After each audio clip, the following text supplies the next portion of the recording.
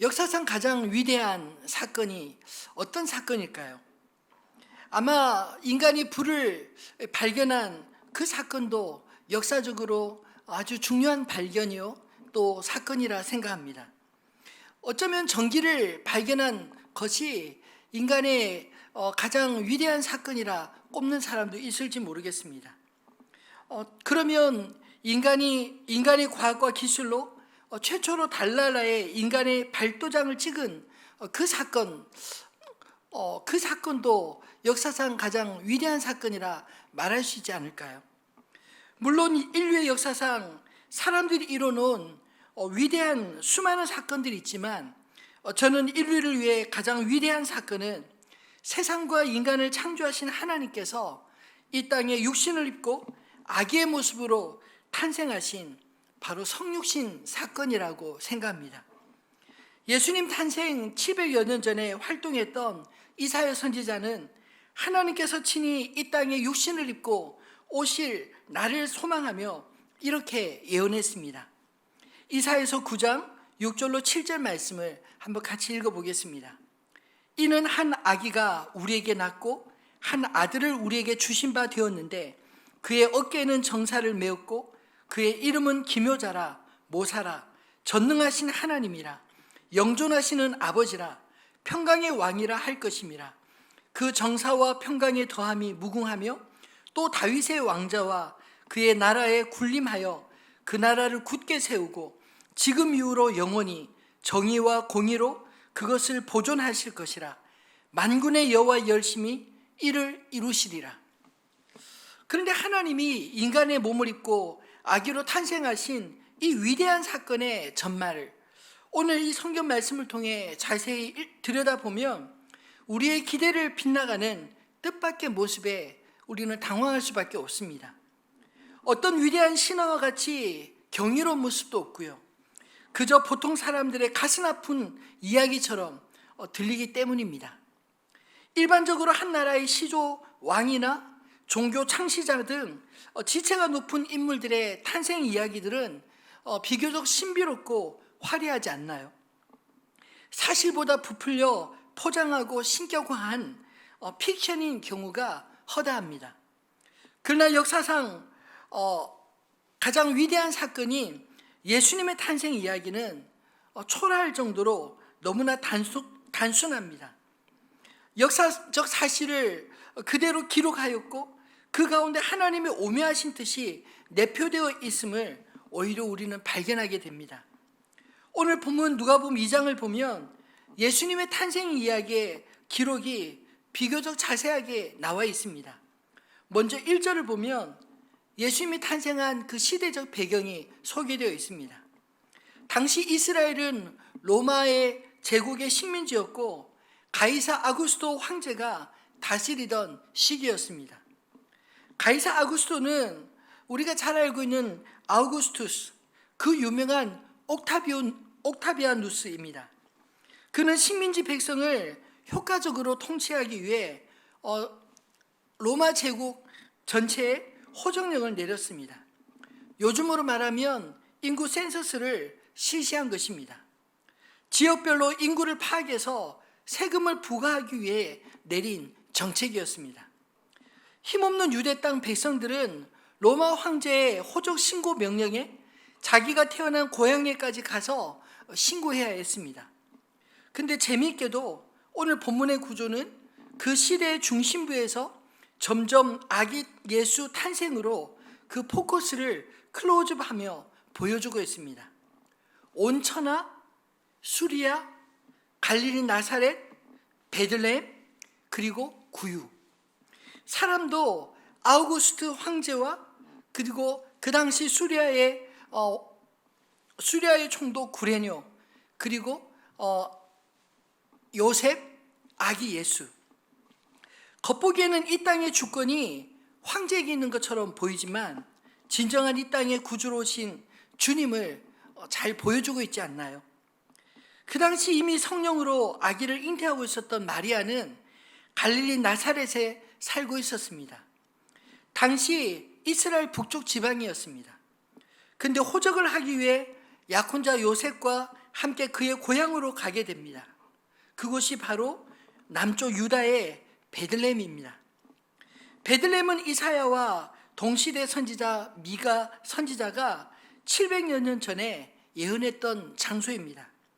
미가서 5장 2절에 보면 베들레헴 에브라다야 너는 유다 족속 중에 작을지라도 이스라엘을 다스릴 자가 내게서 내게로 나올 것이라. 그의 근본은 상고의 영원에 있느니라. 여러분 한번 생각해 보십시오. 이게 얼마나 놀라운 일인지. 만약 그때 예수님이 나사렛에서 그냥 탄생하셨다면 어땠을까요? 성경의 예언이 예수님에게 이루어지지 않은 것이니 사람들이 예수의 메시아이심을 거부해도 할 말이 없을 것입니다.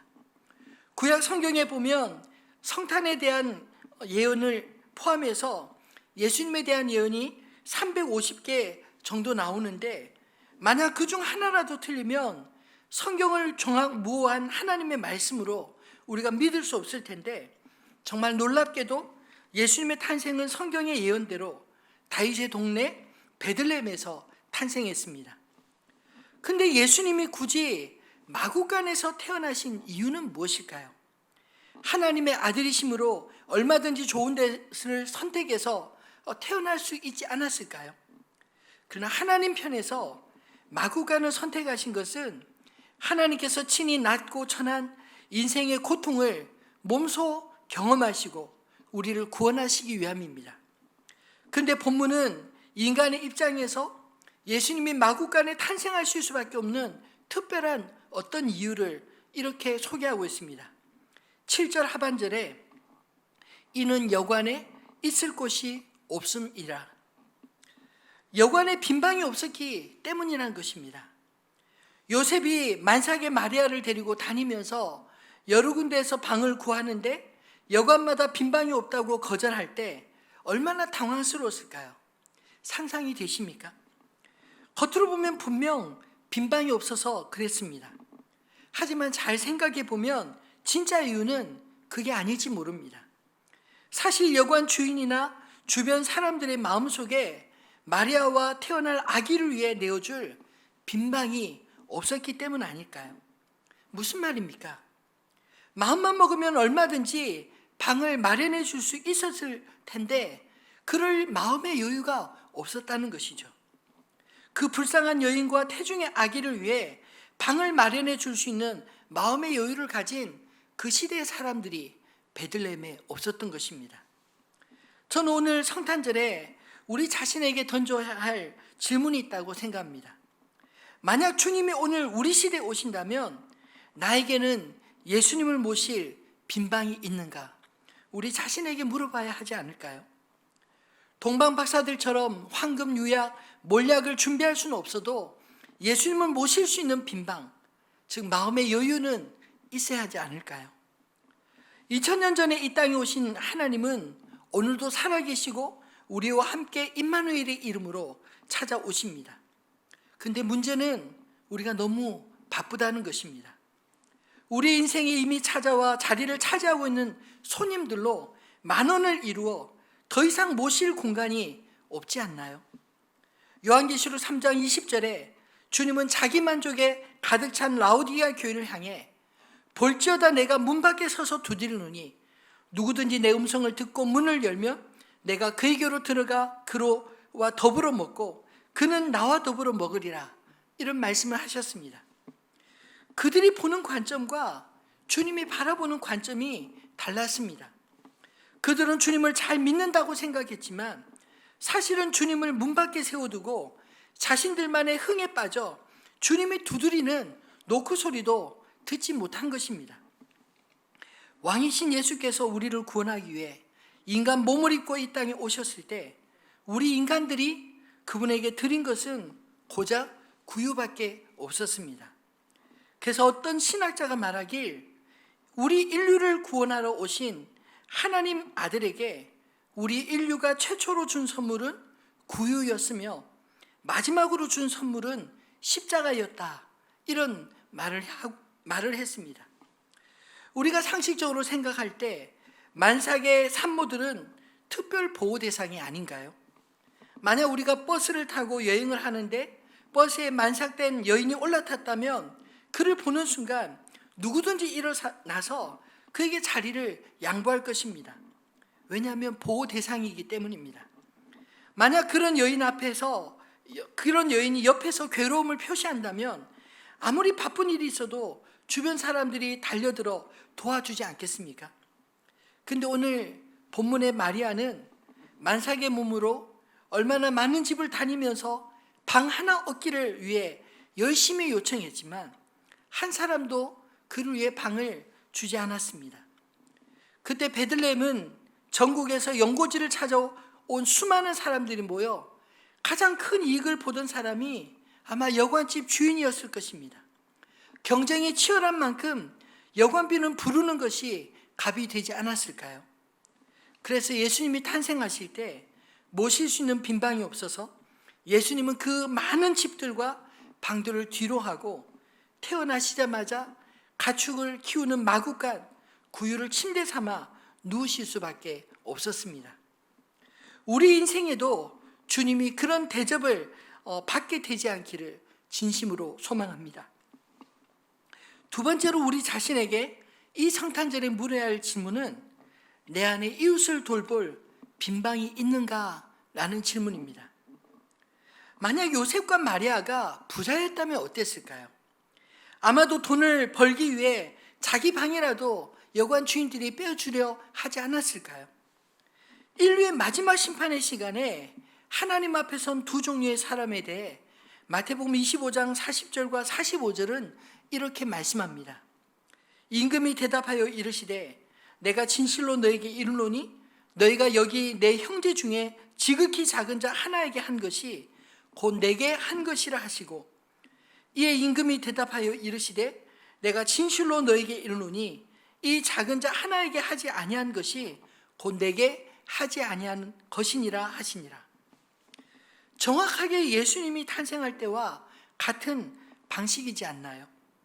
어느 누구도 이 임산부가 잉태할 아기가 만왕의 왕 메시아인지 알지 못했습니다. 알아보지 못했지만 어쨌든 주님을 영접할 수 있는 그 기회를 놓친 것이 아닐까요?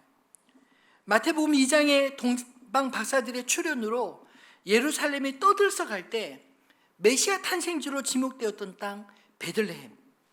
그러나 정작 그 땅에 메시아가 탄생하셨을 때 아무도 메시아를 영접하는 이가 없었습니다. 왜요? 어려운 이웃의 고통을 함께할 여유가 그 시대 그 마을 사람들의 마음에 없었기 때문입니다. 예수님이 예고하고 알아볼 수 있게 찾아오셨다면 좋았을 텐데 우리가 기대하지 않는 방식으로 주님이 찾아오셨습니다. 왜요? 우리의 진심을 알아보기 위함 아니었을까요? 아브라함은 부지불식 중에 나그네를 대접하였을 때 하나님을 영접하였습니다. 그때 아브라함은 하나님의 벗이라 불리움을 받지 않았습니까? 또 아브라함의 조카 롯도 멸망받을 소돔성에서 쫓기는 천사들을 보호하며 멸망 중에 구원함을 받았습니다. 평상시 우리의 삶의 태도와 습관이 우리 자신을 증명할 것입니다. 평소에 우리가 훈련되지 않으면 자연스러운 행동도 나오지 않을 것입니다. 하나님이 찾으시는 어려운 이웃의 고통을 함께할 마음의 빈방, 저 여유가 있는 저와 여러분 되기를 소망합니다. 사람이 누군가를 돕는 일은 자신의 형편보다 마음이 더 중요하지 않을까요? 형편 타령을 하는 사람은 실제로 아무도 도울 수 없을 것입니다. 형편이 똑같이 어렵지만 마음이 있는 사람은 그 누구라도 도울 수 있는 것입니다. 베품에는 기적의 요소가 있습니다. 우리가 하나를 베풀면 예수님은 거기에 손을 얹어 축사하시고 그것을 10배, 100배 기하급수적 은혜로 나누시는 분이십니다. 한 소년이 떡 5덩이와 물고기 2마리를 예수님께 드림으로 수많은 사람들의 허기진 배를 채웠던 500년의 기적 사건은 베푸는 자에게 주시는 은혜의 정수를 보여주고 있는 말씀 아닌가요? 소년 역시 허기졌기 때문에 자신의 것을 내어놓는 것이 말처럼 쉽지 않았을 것입니다. 그러나 자신을 위해 숨기고 움켜쥐려는 당연한 욕구와 유혹을 누르고 자신의 것을 내어놓았을 때 자신은 물론이요 베세다 들녘이 얼마나 풍성한 기쁨에 누렸는지 우리가 말씀을 통해 기억하고 있지 않나요? 사람들의 배고픔이 채워지는 것을 보면서 조그만 도시락을 드렸던 이 무명의 소녀는 일평생 삶의 뼈대가 되었을 벨품의 기적을 누리며 살았을 줄 믿습니다. 말씀을 맺겠습니다. 성탄절이 감격스러운 것은 단지 그날이 예수님의 생일이라기보다 우리와 함께 살기 위해 하나님이 인간의 몸을 입고 친히 이 땅에 오셨기 때문입니다. 하나님은 먼 곳에 계시지 않습니다. 지금도 성령 하나님으로 우리와 함께 계십니다. 코로나19로 다들 어려우시죠? 그러나 우리가 기억해야 할 것이 있습니다. 세상의 진정한 통치자가 누구인지. 예수님이 탄생하던 시대에 로마 황제 아우구스투스였을까요? 오늘 우리 시대에는 전 세계를 공포로 몰아가는 보이지 않는 코로나 바이러스입니까? 아닙니다. 역사의 진정한 왕은 베들레헴 마구간에 태어나신 아기 예수님이셨습니다. 예수님의 탄생으로 이 땅에 하나님 나라가 시작되었습니다.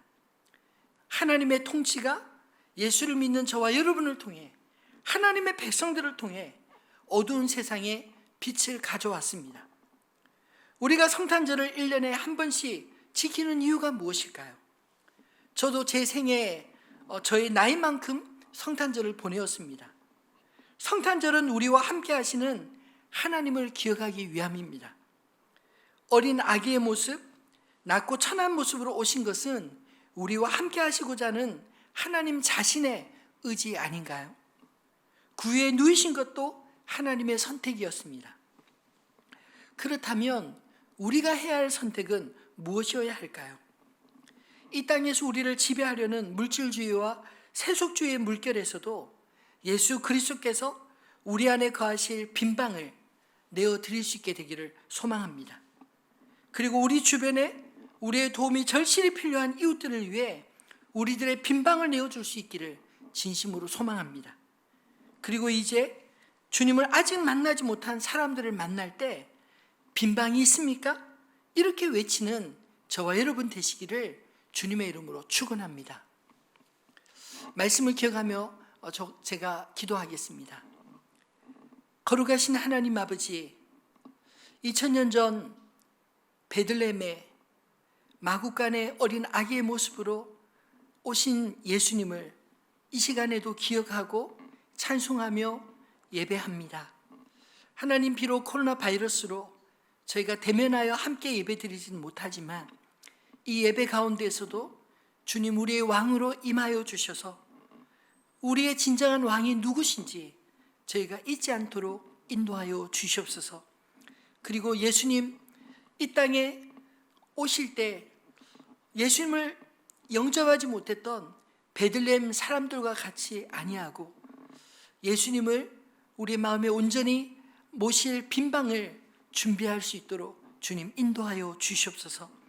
그리고 우리의 도움이 간절히 필요한 이웃들을 위해 우리들의 빈방을 내어줄 수 있는 믿음의 용기를 가질 수 있도록 도와주시옵시고, 코로나19로 모두가 다 힘들고 어렵지만 이 어려운 가운데서도 주님이 주시는 사랑을 함께 나누는 기쁨을 저희가 누릴 수 있도록 축복하여 주시옵소서. 함께 하실 주님을 기대하옵고 예수님의 이름으로 감사하며 기도드렸습니다. 아멘.